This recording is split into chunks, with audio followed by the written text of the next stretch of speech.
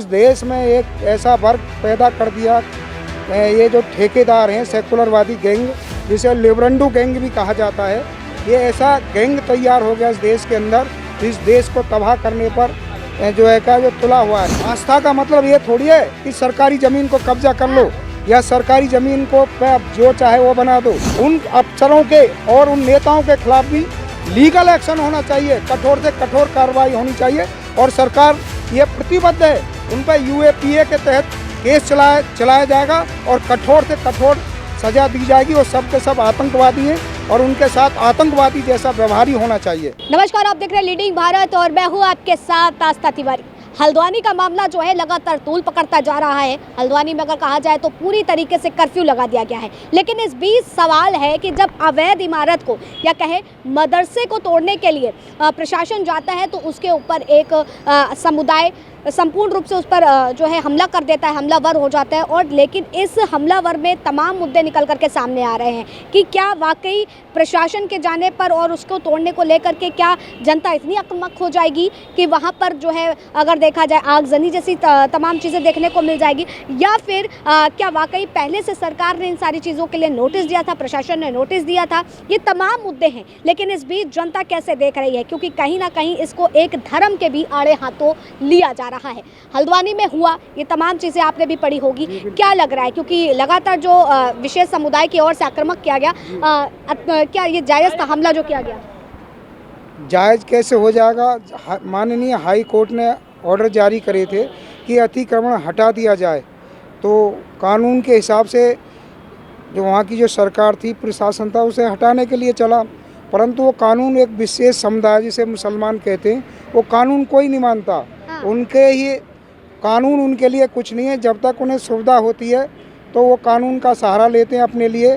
अगर उन्हें ये दिखता है कि ये तुम्हारे खिलाफ कोई कानून ये काम जा रहा है, तुम्हारे जो अनजायज़ काम है, उनके खिलाफ अगर एक्शन कोई होता है तो उसे कोर्ट के आदेश को भी नहीं मानते। लेकिन लगातार कहा जा रहा है ना कि एक इसको विशेष फैक्टर लेकर के चुनाव को नज़दीक आते देख करके इस पर तोड़ा गया है। ये अदालत का आदेश था। हाई कोर्ट ने 3 दिन पहले ही आदेश जारी करे थे कि इनको तुरंत ही जो है का अतिक्रमण को हटा दिया जाए।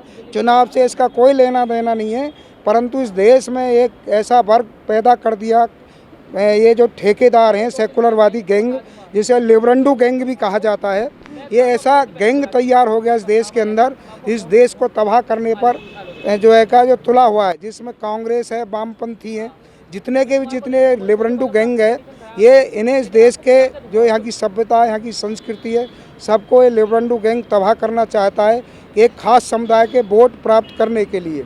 और इनके लिए देश कुछ भी नहीं है इस लिबरंडू ग्रोह के। उनको वामपंथी कैसे कह सकते हैं? मैं इसलिए कह सकता हूँ कि वामपंथी जब भी इन पर कोई एक्शन होगा, लीगल एक्शन होता है, कानूनी शिकंजा कसा जाता है, तो ये लिबरंडू गैंग है जिसमें वामपंथी भी है, कांग्रेसी भी हैं, ये सब के सब एक हो जाते हैं और इस देश के कानून को धता बताते हैं।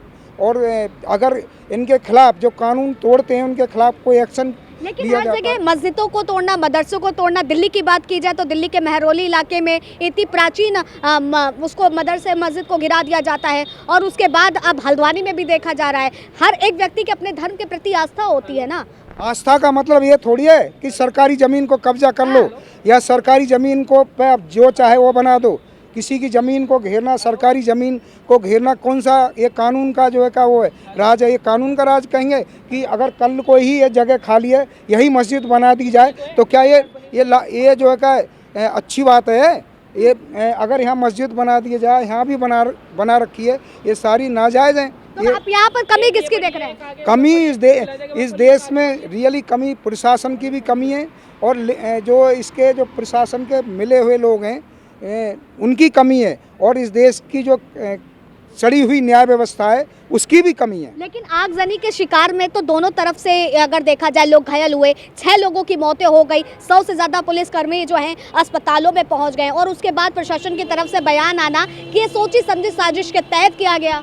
वो कह तो रहा हूँ मैं, वो कानून जब कानून का पालन करने के लिए कोर्ट गए, कानून हाई कोर्ट का आदेश मनवाने के लिए उस जगह अतिक्रमण को तोड़ने के लिए गए, तो जब उस पर हमला करेंगे उस पर जो है का कानून को तोड़ने के लिए वो आ रहे हैं। तो बताओ इसमें क्या कह सकते हैं हम? लेकिन आपका ये बयान देना कि वो वामपंथी हो सकते हैं, ये कैसे आप कह सकते नहीं, हैं? वो है, वो तो वामपंथी नहीं, मैं तो इन्हें समर्थन करने वाले, वो तो मैं आपको बताऊं रियली में वो सब के सब बांग्लादेशी और रोहिंग्या हैं। वहाँ पर 5,000 की आबादी थी जो आज 1 लाख की हो गई है। वो तो सारे जांच की जाए, और जिन्होंने आधार कार्ड बनाए उन जो बांग्लादेशियों के, रोहिंग्याओं के, उन अफसरों के और उन नेताओं के खिलाफ भी लीगल एक्शन होना चाहिए, कठोर से कठोर कार्रवाई होनी चाहिए। और सरकार ये प्रतिबद्ध है, उन पर UAPA के तहत केस चलाया जाएगा और कठोर से कठोर सजा दी जाएगी। और सब के सब आतंकवादी हैं और उनके साथ आतंकवादी जैसा व्यवहार ही होना चाहिए। सबसे बड़ी बात है व्हाट्सएप का जो ज्ञान है ना, इनको पता है कि वो रोहिंग्या हैं या कोई और हैं या बाहर से आए हुए हैं। ये शासन है, प्रशासन है, खुफिया एजेंसियां हैं, इनको नहीं पता। हाँ। आम आदमी को पता है। एक आम आदमी यहाँ बैठ के बोल रहा है रोहिंग्या है वो। हाँ। सरकार को नहीं पता, सरकार का तंत्र फेल है। हाँ। मतलब कि ना उनके खुफिया विभाग है, ना उनका LIU है, ना उनका कोई डिपार्टमेंट है। अरे जब आपको इतना ज्ञान है, इतना ज्ञान है, इनको भगाते क्यों नहीं? 9 साल में कितने डिपोर्ट करे हैं? 9 साल का कोई रिकॉर्ड है डिपोर्ट करने का? नहीं, डिपोर्ट कितने किए हैं? और ये आए कैसे? वो फेलियर कौन है? सरकारी फेलियर है ना, सरकार का फेलियर है। तो सरकार फेलियर, तो हम क्या कर सकते हैं उसमें? अब ये व्हाट्सएप यूनिवर्सिटी है, अब जो दिखता है वो बिकता है। अब जो जमाना है दिखने और बिकने का हो गया है।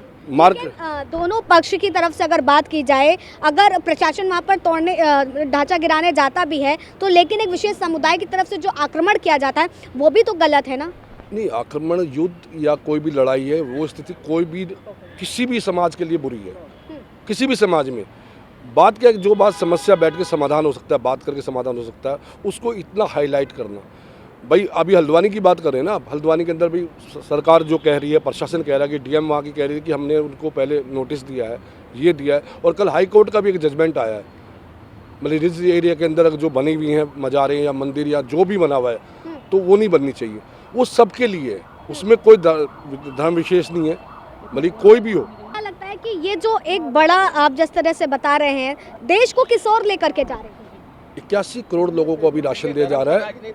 81 करोड़ लोगों को राशन दिया जा रहा है, ठीक है जी। मतलब आप 140 करोड़ में 81 करोड़ लोगों को राशन, मतलब आप भुखमंगे, उसके अंदर भी खाली चावल और अनाज दिया जा रहा है। नमक नहीं चाहिए, मिर्च नहीं चाहिए, तेल नहीं चाहिए, प्याज नहीं चाहिए, दूध नहीं चाहिए, शिक्षा नहीं चाहिए, स्वास्थ्य नहीं चाहिए। क्या दिखाना चाह रहे हैं आप? क्या देखना चाह रहे हैं? 81 करोड़ लोगों को, मेरा आंकड़ा नहीं है, गवर्नमेंट का आंकड़ा है।